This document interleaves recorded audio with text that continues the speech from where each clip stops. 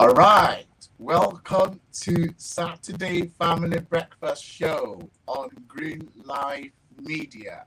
And it's always a pleasure to be here. I do not know what the past few weeks has been for you, but look, in this part of the world, yes, it's summer, but as they say, summer is not really summer. Actually, it is actually summer. It's more than summer. The temperatures are rising so high that I just have to put on this shirt. It's not my usual way of appearing on the show. However, just to give room for the weather and also to give room also for the topic that we are having today that has to do with teenagers. Well, it's necessary to appear this way. So how are you doing?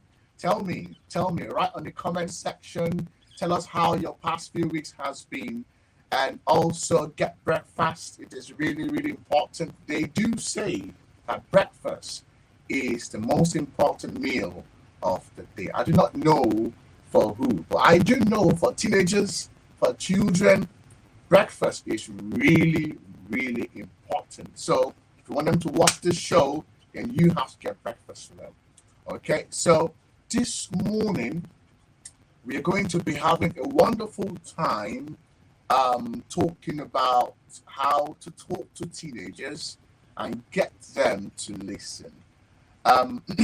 Before we begin to go into so much information, so much talk about this whole thing, I want you to share the link to this video with as many people as you can. Share the link to this video with as many people as you can. It's really, really important. And then encourage them to join us. Encourage them to like the video and to subscribe on the show. Subscribe on the channel. Okay, this is really, really important. Now, we are going to start off today by listening and watching a video from Jehovah Shalom a cappella. It's a song you might have known before. And my wife challenged me this morning saying that isn't this song seasonal? But but in my mind, it's more than seasonal. It's always green. It's always green. So let us listen to "Joy to the World" by Jehovah Shalom a cappella. Blessings. The Lord is come. Let earth receive her King. Let everyone prepare him room, and heaven and nature sing, and heaven and nature sing, And heaven and nature. Joy to the world. The Lord is come. Let earth receive her King. joy to the world. Joy to the world. Lord is come. Let earth receive her King. Ajakule cha etembe muma wanga gona garilaba echiti wache ngakatenereza gasanyuka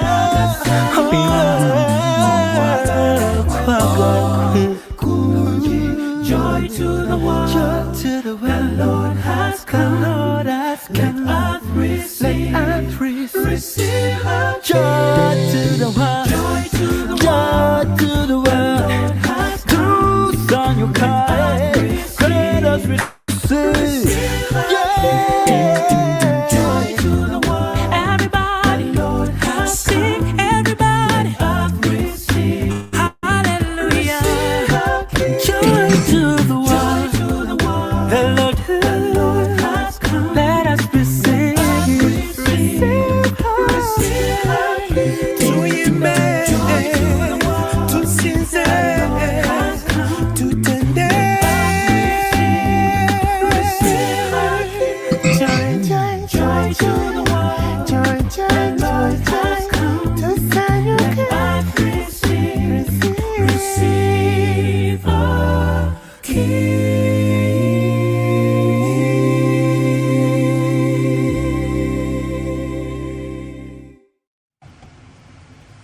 Yeah, joy to the world. Hey.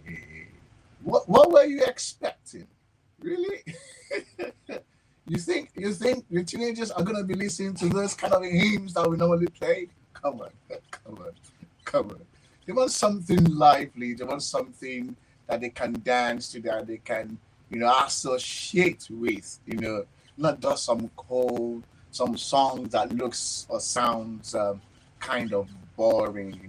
Well. It's just it's just for the most part of them. I just want to think back to myself when I was a teenager.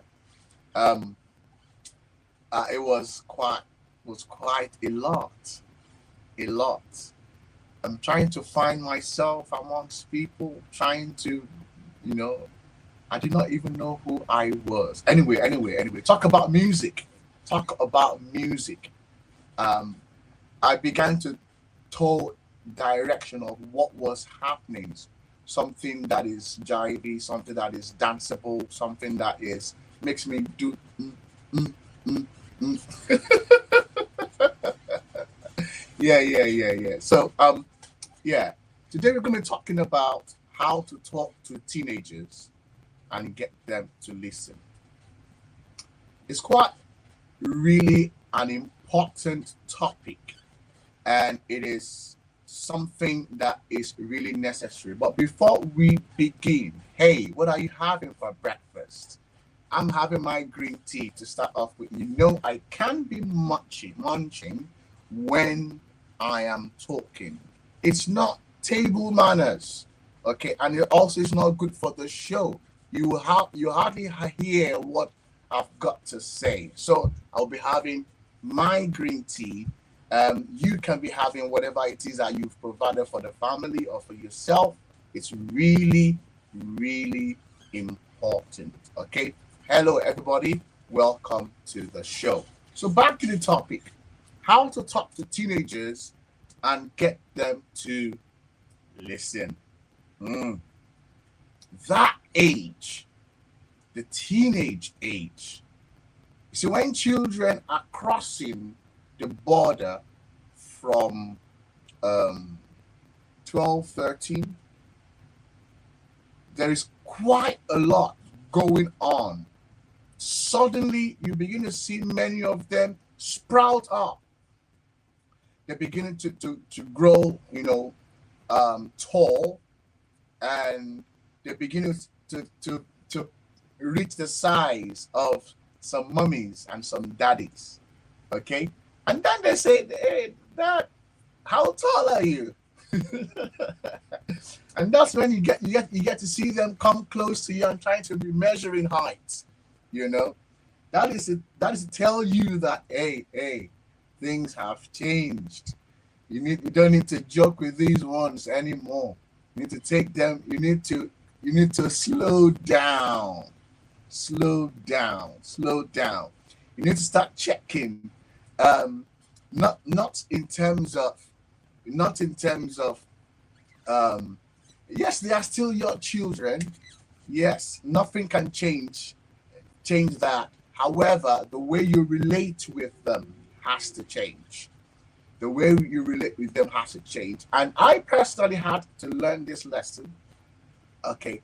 I mean, my children are not up to that age yet. However, um, I've been dealing with children in that age range, and I had to learn a lot, and I had to begin to change how I relate with them, my manner of approach to them. Okay, now in their minds, they think they have grown up. Teenagers, in their mind, they think they have grown up. Why? They move fast. They think fast. They talk so loud. All right. Now, those who are, they've passed. I mean, they have reached puberty age, right? So they manifesting everything that adults, exhibit. Okay. So the males amongst them, their voices have changed. So they now have deep voices. What's up? What's up? How you doing, daddy? How you doing, mommy? Did you have a good night rest? You can feel the sound of the vibration in their voices, you know. And of course, many of them begin to look at their physiques or their physique, all right, their body parts, all right, and they begin to do lots of exercise. They want to gain muscles, and things like that. Those are signs that, hey, their brain is changing, their life is changing, and so also is the way we must relate with them. How about the ladies? Aha! Now you get to see them begin to take care of themselves. They do not just appear anyhow anymore, because of course their body also changes. They are also, I mean, their physique also has changed. They are now looking like mommy, okay?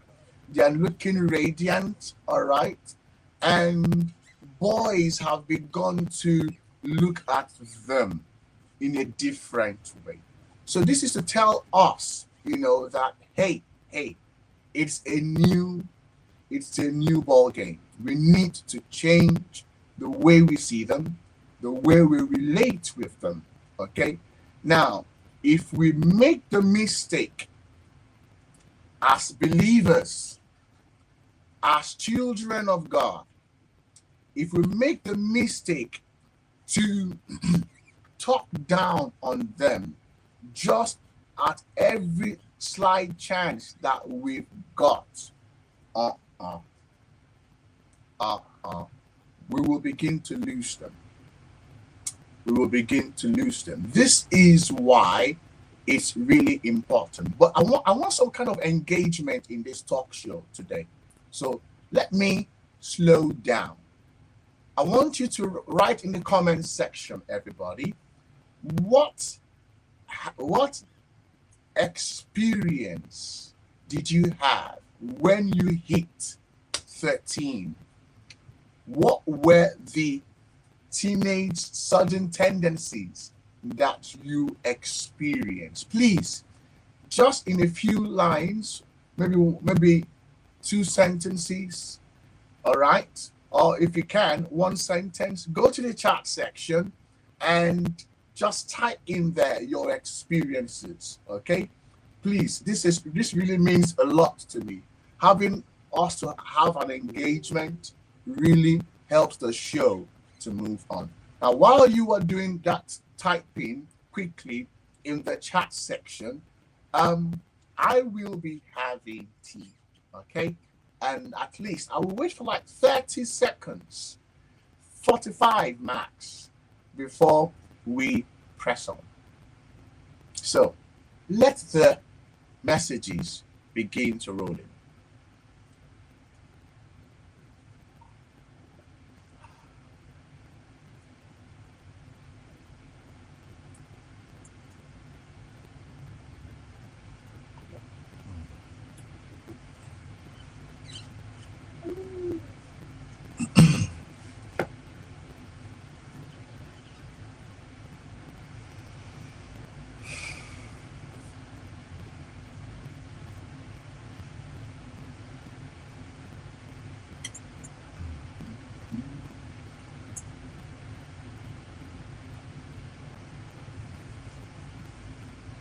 I'm waiting for your messages so that you can crack on.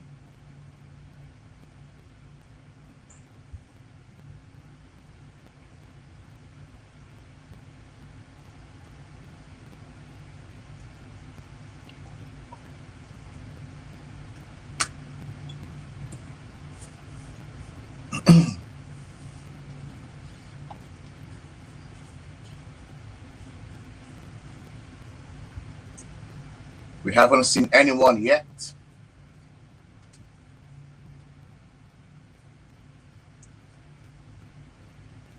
What was your experience? I know for some people it's difficult because it's not like a cup of tea, It's not something that we usually think about. But cast your mind back to when you were a teenager. What was your experience like? You can talk about your structure, the structure of yourself, and how you began to see yourself. Okay. So maybe while you're typing, I'll share a few things which might be helpful for us. So for me, the school that I went to, the secondary school that I went to, it was a boys only school. So, and if you are from GSS 1 to GSS 3, so that will be in this part of the world, that will be your year 7 going to your year 9. We all, thank you. This is a single that said she can't even remember. Yeah, I understand. Sincerely. In fact, if not for the purpose of this topic, I mean, I had to do a lot of reflection for these kind of things to come up, you know. Yeah. So the kind of school that I went to, from my year 7 down to my year 9, which is like your GSS 1 to GSS 3, we all, as boys, we wear shorts. Okay, we wore shorts. All right, we wear normal short sleeve shirts, short sleeve shorts. Okay, and then we wear our sandals. Okay, and then we go to school. Okay, so we, of course, as we began to approach teenage age, lots of things began to change. All right, we began to see that, I mean, there is a need for us, a need for me, myself, to begin to behave like other boys do behave. Okay, not because I want to, but because I felt pressured to. Okay, because I felt pressured to. Because if I didn't behave like the other boys behave, in quote, I will be kind of left out. All right, I'll be kind of left out. And at home, I'm a very calm, easygoing boy, obedient, listening to what the parents want us to do. But with the moment I step out of the house, I am a master of myself. I begin to, to behave, like I'm a happening boy in town. Okay, even though I still had a very timid nature, but I was just putting up a front usually. Okay, so so this age is really, and of course my siblings also, began to talk different, behave different, associate differently. They intentionally began to go to the stores to shop just to look different, just to have an appealing nature to other people. Okay, and they began to pay attention to how they look, pay attention to their skin, pay attention to just those things. So basically, this is teenage age. It is we beginning to think like adults, all right, even though we are not, behave like adults, even though we are not, and associate like adults, even though we are not. We are still children. Okay, so teenagers are still children. However, because of the way things are changing for them, as parents, there are ways that we need to relate with them. We need to relate with them, understanding them, not from the point of the fact that them being our children, but the fact that they are growing into adulthood. And that process is a tedious, in quotes, tedious process, because there are lots of things are happening to them internally and externally. They're trying to figure out themselves. They're trying to understand their worldview. They're trying to understand and to find out who they are. Okay?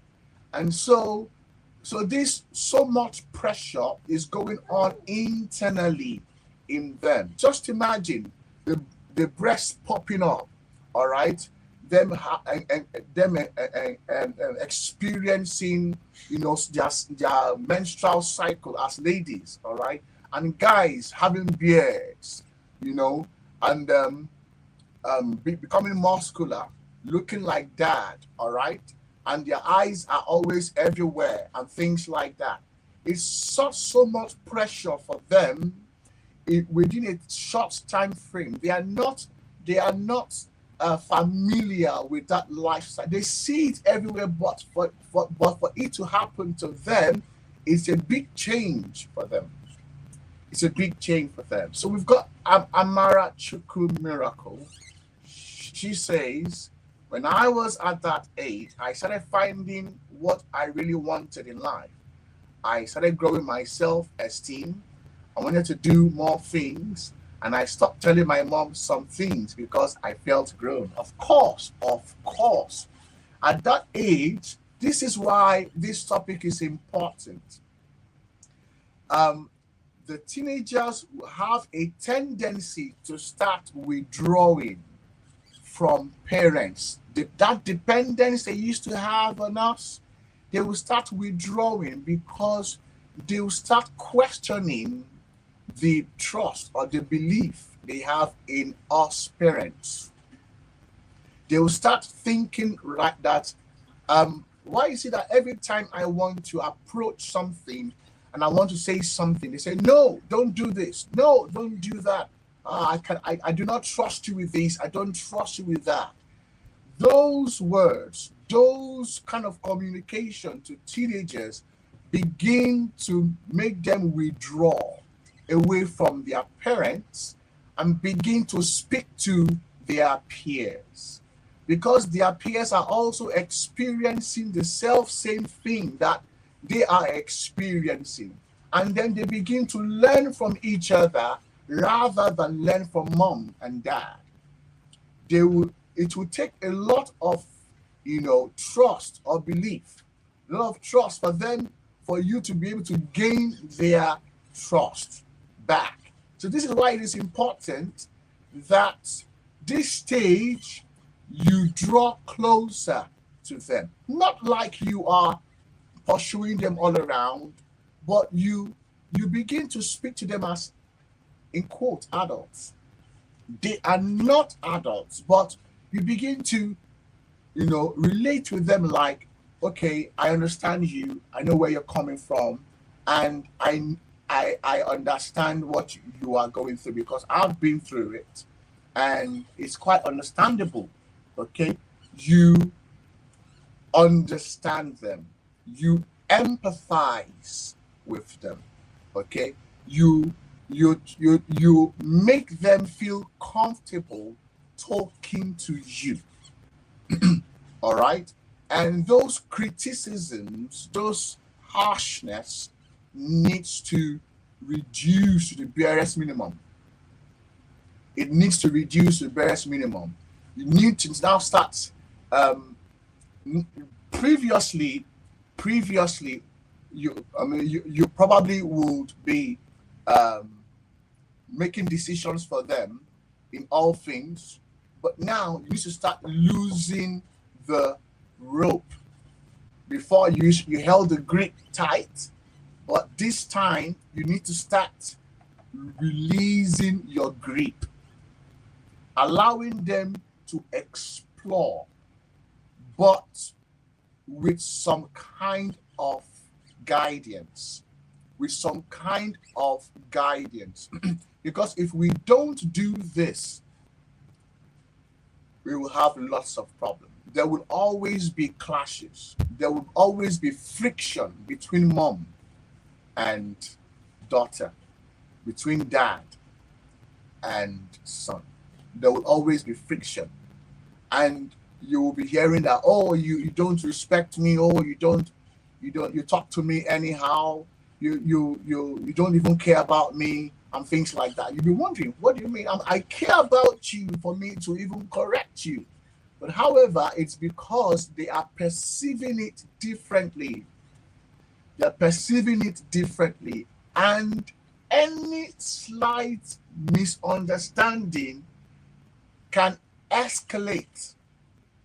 Can escalate.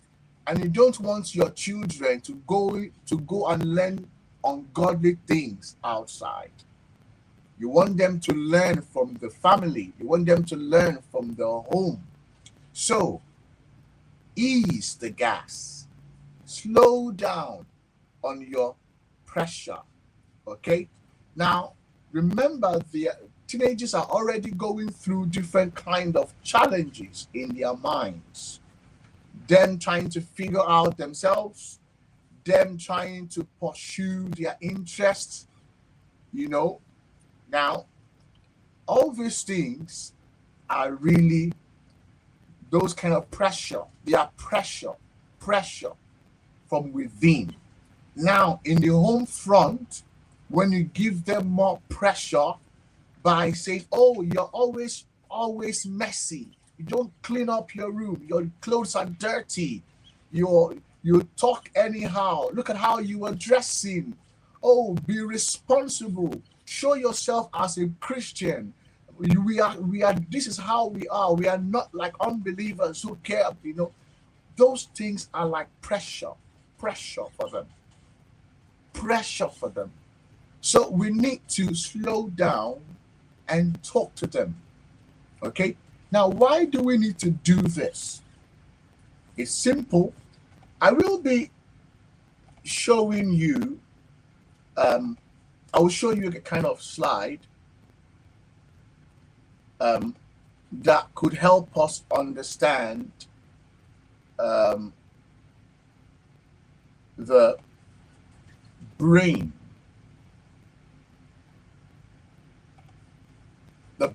of a teenager. Okay, especially those who are developing. Okay, so in a second I will be showing this. 1 second, give me a second. Yeah, right. Okay, I guess. Okay, I guess I might have kind of. I'm looking for the file now. I'm looking for the file now.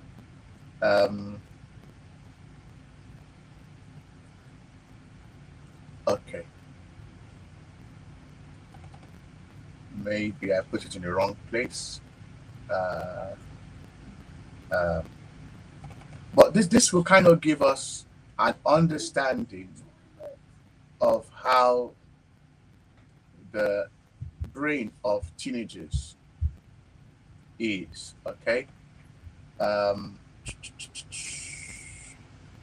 Okay.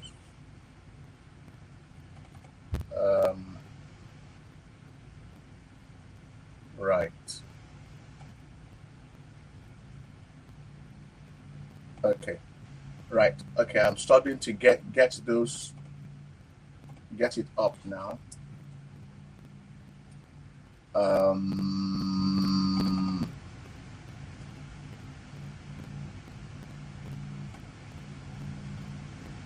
Yeah. Okay. I think what I should do, I need to search for it. Let me search for it. I'm sure I put it in here.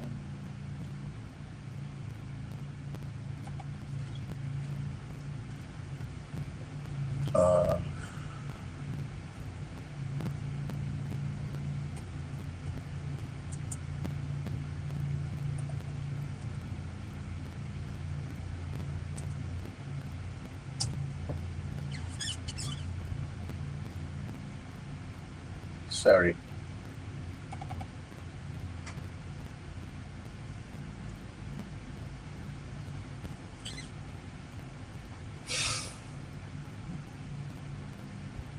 All right.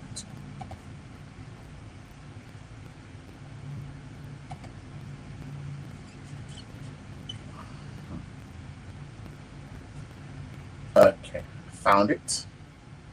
I found it. Let me. So strange, you know, how these things sometimes play up when you don't expect it to do so. Um, yeah. Um, so I'll do this, and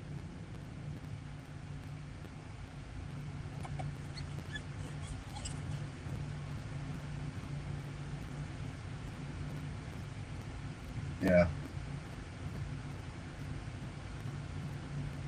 brilliant. Okay, so I now know where to get it from. So I'm sorry for making you guys wait. Uh, so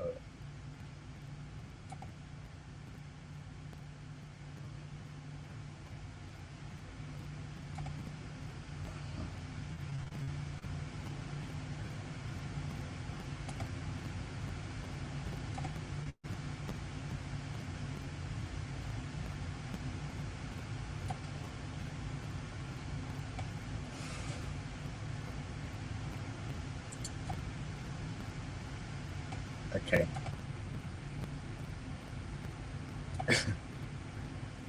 I'm very sorry about this, but it's quite helpful. Yes, it's quite helpful for us.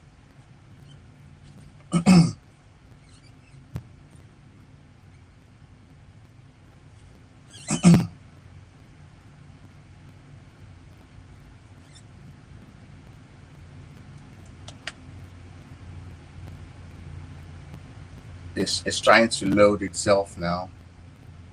I feel in a few seconds we should have it all displayed.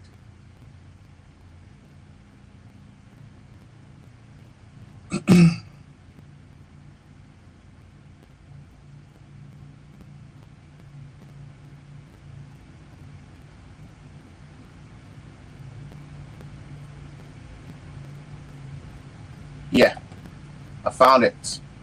Okay, that's it. So the teenage brain. So I really apologize for for that. Okay, so now this is how this is the brain of a matured a human being. Okay, you've got the frontal lobe. Okay, you've got the frontal lobe. All right, and this is what we use for problem solving. This is where you have our emotional traits, our sense of judging, and our speaking and voluntary motor activity. Okay, that's our frontal lobe. Okay, so it's well matured because we are able to think about a problem and easily solve them. Okay, and then we are able also to contain our emotions. We are able to manage our emotions, all right, using the same part of the brain. Okay, before we take decisions, we reason it out carefully, all right, and we look at the pros, and we look at the cons before we make a decision. All right, we don't just jump into jump into making decisions. We tend to carefully look for information, and out of the information that we get, we first criticize the information. We look at how factual the information is. We look at how truthful or dependable it is, the source of the information. And based on the information that we get in our brains, we are able to think about it thoroughly and then make a judgment. Okay? And all this part also helps us the voluntary motor activity, before we make a move, before we make a move, we make sure that all this we have totally reasoned it all out. Okay, that's the frontal lobe there. All right, then we've got the temporal lobe at this part where you have the blue part. Okay, it says it's that is where we are able to understand communication.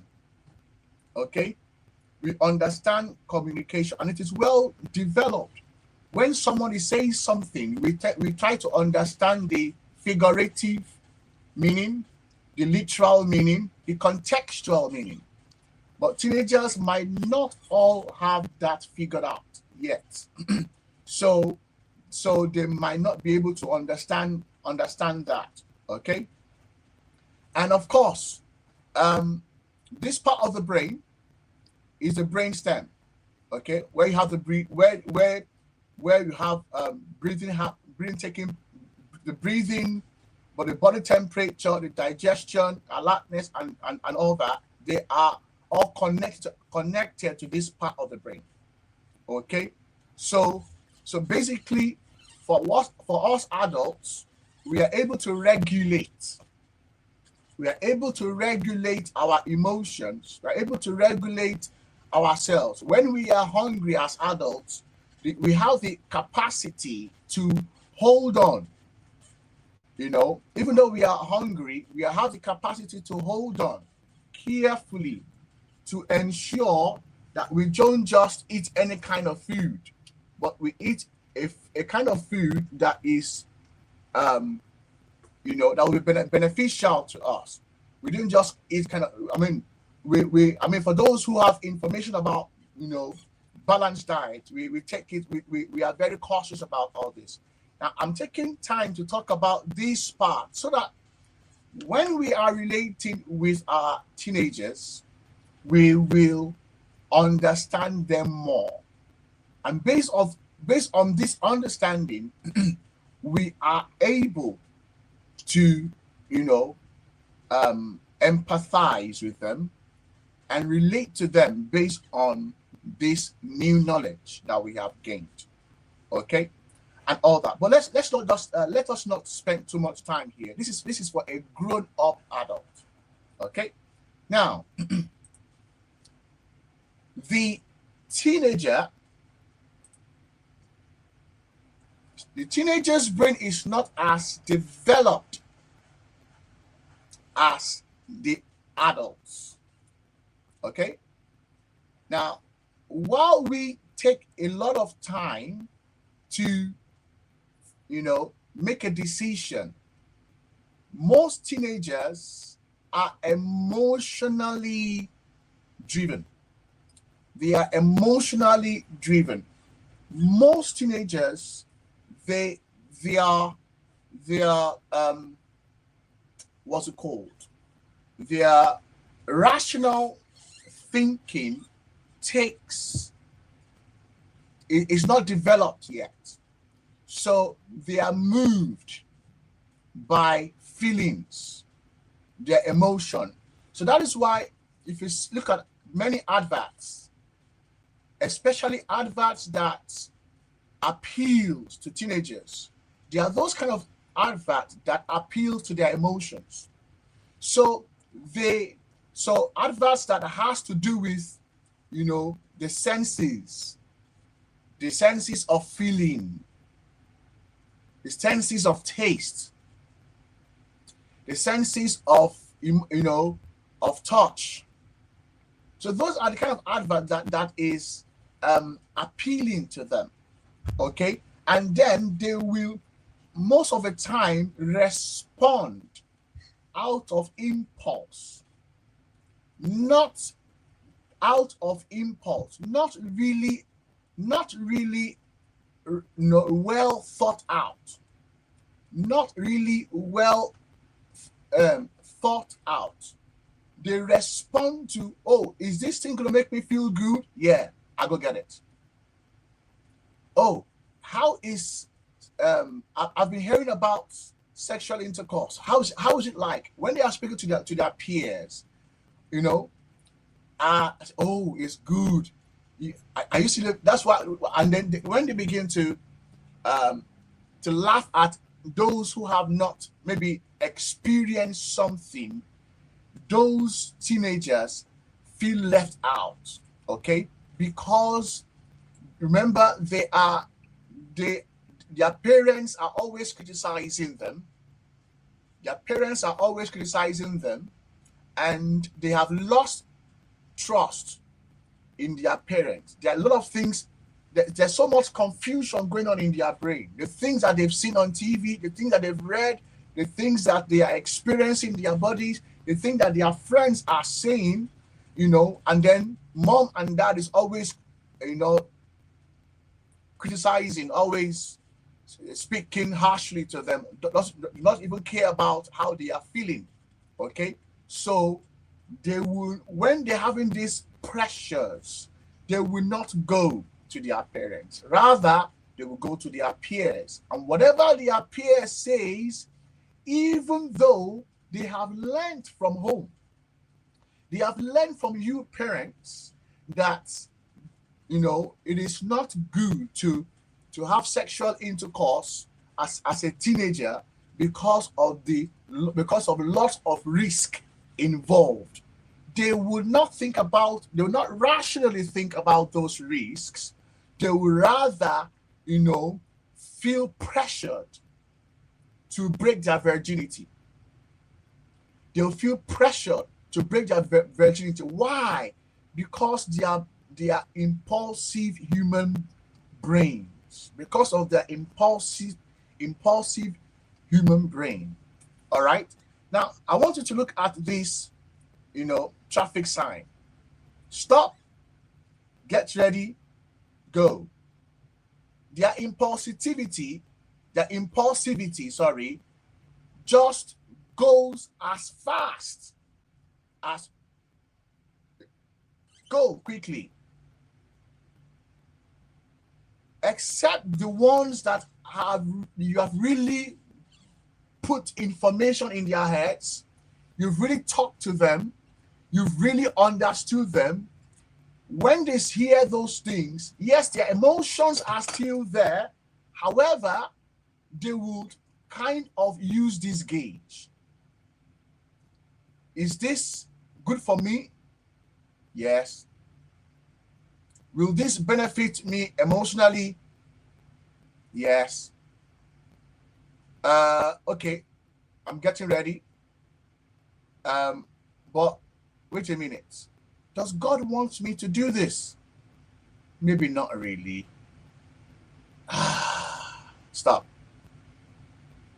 So those teenagers that you have taught them the word of God, you've showed them how to live as believers, you've taught them the Bible, they have emotionally and rationally reasoned it out.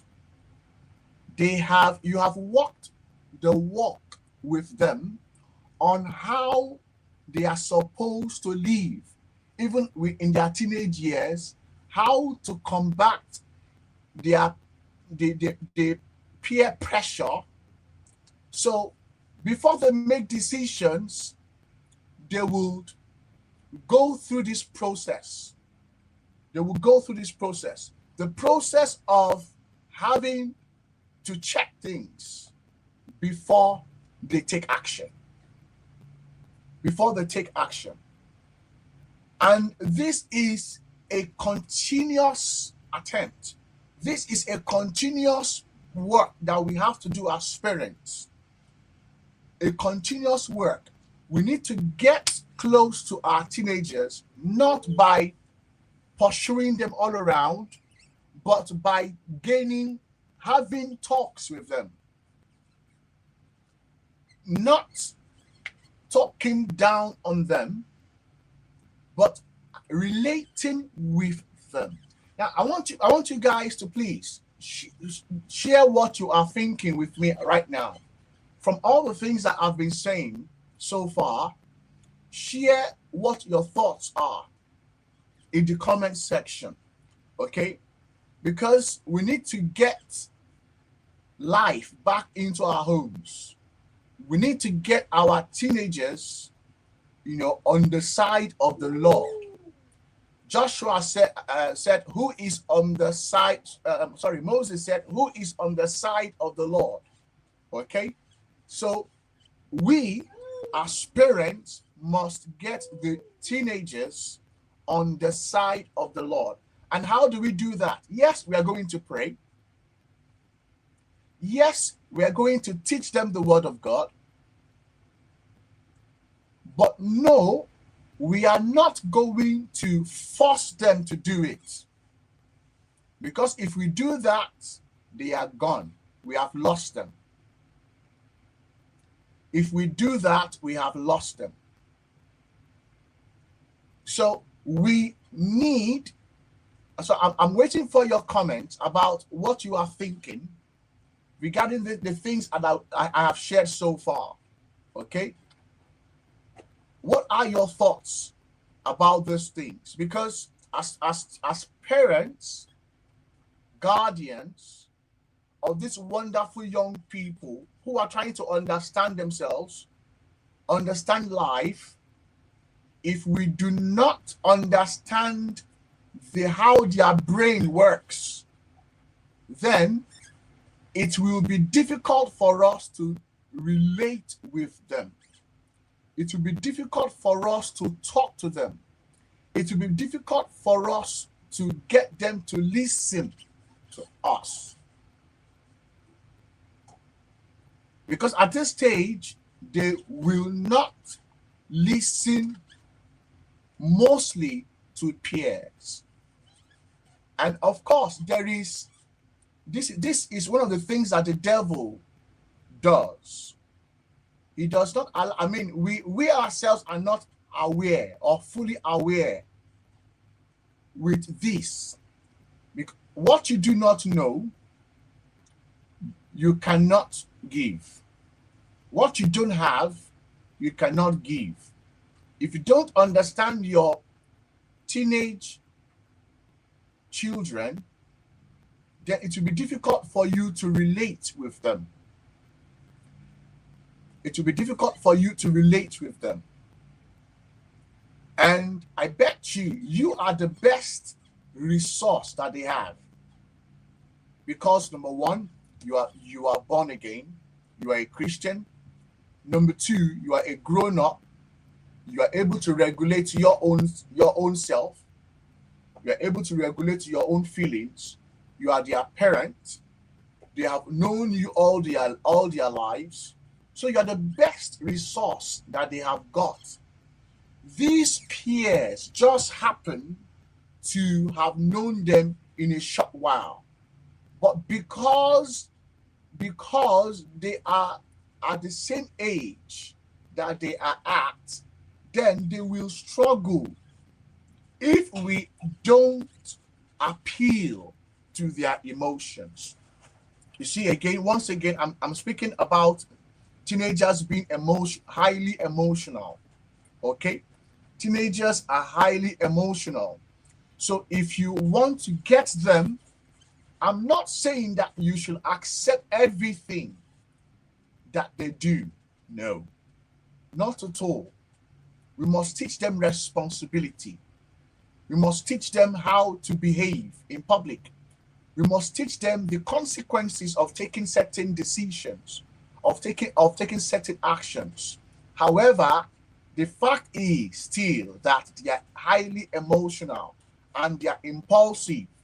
And every now and then, we need to check with them in their mind what they are emotionally thinking, how they are emotionally thinking about different things. We know quite enough that they are not ready for certain things in their lives, okay? But emotionally, they will be ruined, okay? The same way we are trying to lead them to take certain steps towards their future, we need to emotionally relate with them based on what they love to do. Okay? So for example, If teenagers are into sports, encourage them in sports. Encourage them. When I say encourage them, don't just say it by word. Also, walk them through those kind of sporting activities that they love. Walk them through those sporting activities that they love. This is really, really important, because if we don't get it down, God forbid, we might never get it. Lots of children have lost connection with their parents from their adolescent and their teenage ages. And now when they are now grown up adults, they are enemies. They and their parents don't go together. They don't work together. They never understand each other. Why? Because the time when the parents were supposed to emotionally be there for them, unfortunately, we parents did not achieve that. We parents did not achieve that. So, for example, a teenager comes to you and say, "Daddy, my friends and I have a party this Friday." Oh, that's all right. Okay. So when is that party going to happen? It will start at 7 p.m. and what? It will start at 7 p.m. And then when I'm supposed to come back home, it might shoot up to around 10 o'clock. 10 o'clock? No. Now, you see, before that teenager comes to speak with you, he or she knows the borderline. They strongly desire to go to that party. Okay? And you as a believer, you as a Christian, you don't want your child to go to those kind of parties. Because in your mind, you know what teenage parties are like. The alcohol drinking, the possibility of getting into, of being promiscuous, of the possibility of teenage pregnancy, smoking, doing drugs, so many kind of things like that. And then here comes a glare opportunity. So this is the time to have a talk, a matured talk with your teenager.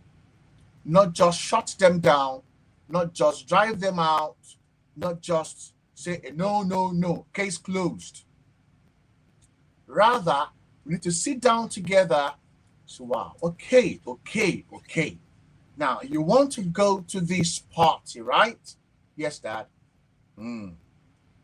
So, who is coming to this party?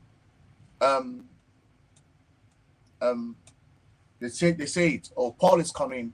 Frank is coming. Juliet is also coming. All right. And their parents are aware. Yeah. Okay. And so, right. Did you say it's 7 o'clock? Yeah, 7 o'clock. All right. Okay. And where is the venue? So you check on this information, and then while you are talking to them, you are opening up opportunities of a conversation. Opportunities for a conversation, and a conversation that will open up their reasoning faculties. An opportunity for them to think about, why they must be at this party. What are they going to do at this party? Where this party is going to happen? What are the consequences of going to this party? What are the risks involved? in this party. And those kind of opportunities will open up a floor for conversation. And nine times out of 10, most teenagers, especially the ones that you have been teaching the word of God from while they were children, they will begin to see reasons why they should not go to this party in their brain. They will begin to understand it. And sometimes, just to for those who seem really not really want to succumb to what you are saying, then you can strike a deal with them. All right, okay, going to this party, right? Okay, you will only go to this party on certain conditions. Probably I will have to drive you there myself, you and your friends. Okay, it is 7 o'clock, right? Yes. Once it is, I will be waiting for you. Once it is 8 or 8:30, I'll come and pick you up again. You strike a deal with them. There and then they begin to gain confidence with you. They begin to gain confidence with you. Such kind of confidence that will make them to reveal many of other things that they are thinking in their minds that are red flags. That are red flags. Talks about how their friends, got themselves these virgins. Talks about how some of their friends are now doing drugs. Talks about who is dating who and things like that. So this will open up room for conversation. All right. So this is really, really important. Now look at the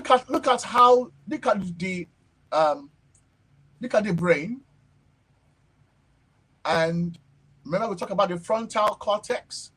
Okay, the parietal lobe. All right. We did not mention the amygdala, the hippocampus, and the ventral stratum. Okay. Now, I want to try as much as possible not to be going into technical terms, but what this part of the brain does, basically. So this part of the brain is responsible for planning and reasoning. We adults, we know how to plan our time. We know how we reason out things before we carry them out. But for teenagers, they are immature. They are prone to high risk because they don't have enough information. They have not really thought something out. Remember the traffic sign I showed you earlier? They just go straight and do something. Okay?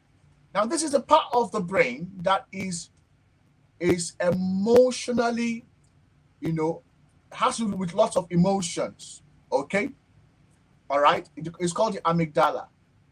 The emotional core for passion, impulse, fear, and aggression. All right? For we adults, we rely less on this part of this. All right? We usually use the prefrontal cortex. Our rational thinking, okay?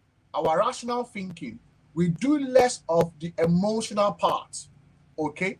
Now I'm talking about those people who have really mastered themselves, okay? Now for the teenagers, they are more impulsive.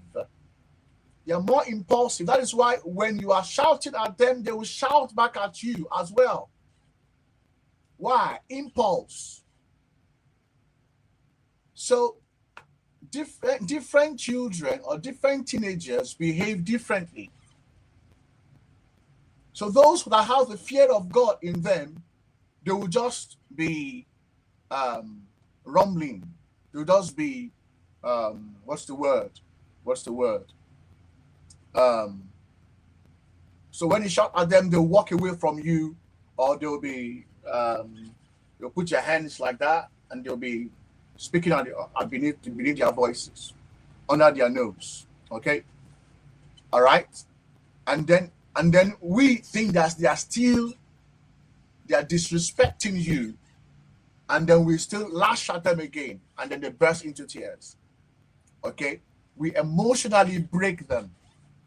We emotionally break them.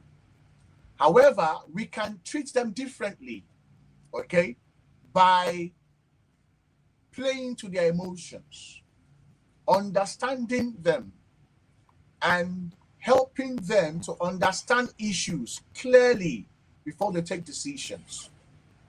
Okay? So this is really, really important for us. So the brain of a teenager is not fully developed. They may be tall, they may be well built, physically built, but research shows that the teenage brain matures from 25 and above. Some mature at 29 and above. That is why you see a teenager, most teenagers will do some, in quote, dumb things. You see them, they look like adults, they dress like adults, but they do dumb things. Why? Their brain has not fully developed. And so they will behave in the way that you least expect. Okay? So these are the things that I just wanted to show to us for us to really understand, how teenagers behave. Okay? And unfortunately, if we do not relate with them well, we will not be able to catch them. Okay, so this is why this is the part one of the talk. Okay, this is the part one of the talk. We're going to look much more deeper into how to really engage them,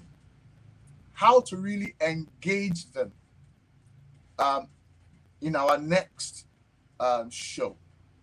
That will be the first Saturday in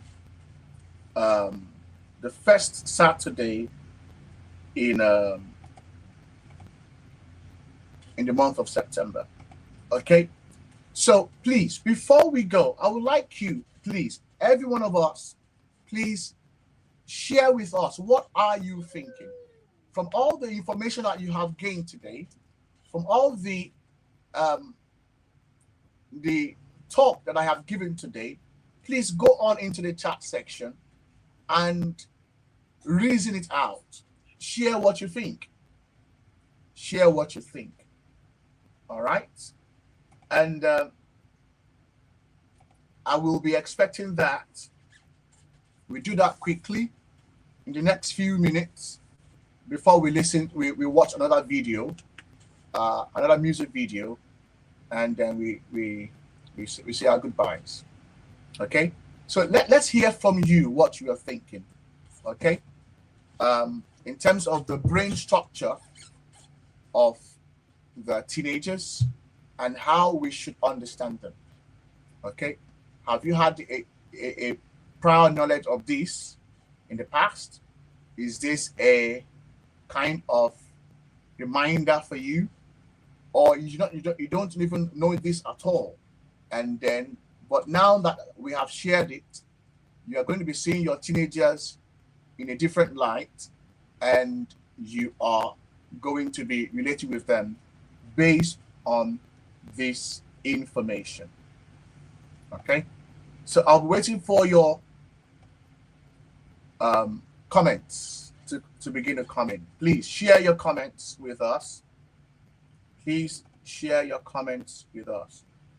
is really, really important.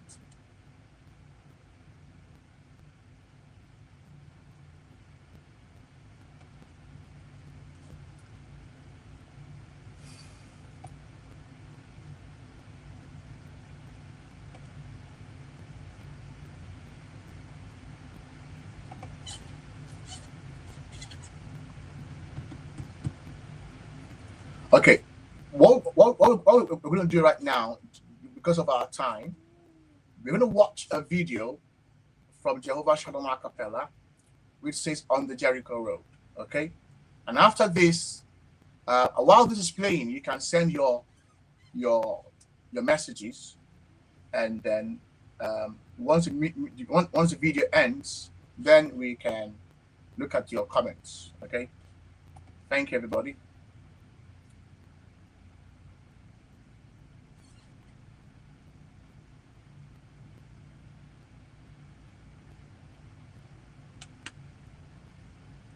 As you travel alone,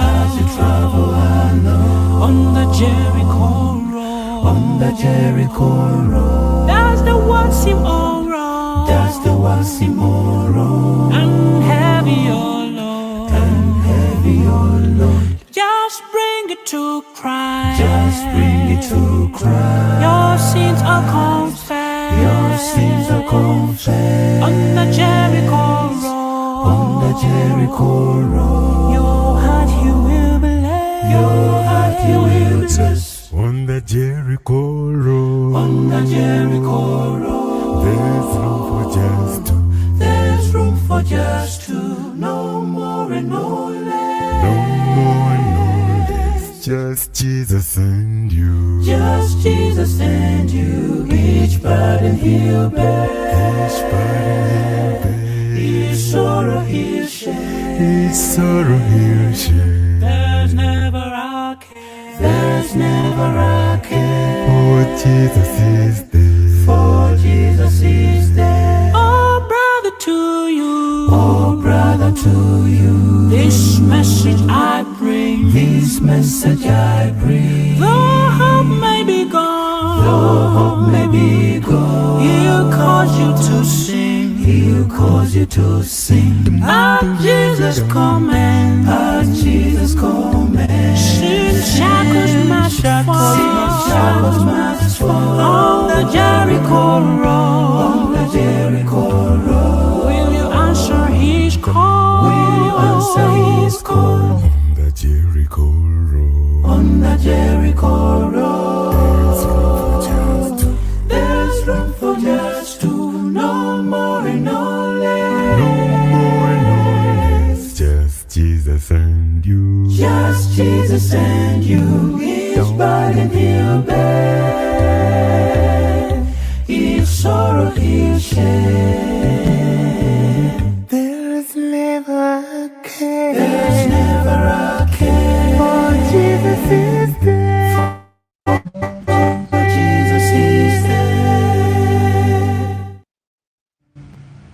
Right, so we are back again. So that's On the Jericho Road from Jehovah Shalom a cappella.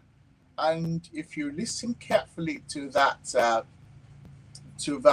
video, you understand that the song is talking about two people, Jesus and you.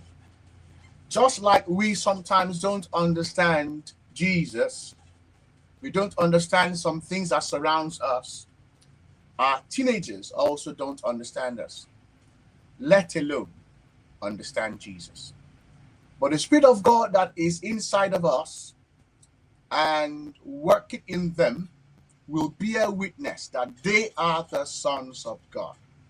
And they need not to walk alone, trying to figure out themselves, trying to understand their worldview, and trying to understand the Word of God and how they should relate with, how they should behave as believers in this present world. So this is really important for us today, that we can still take our burdens to Christ.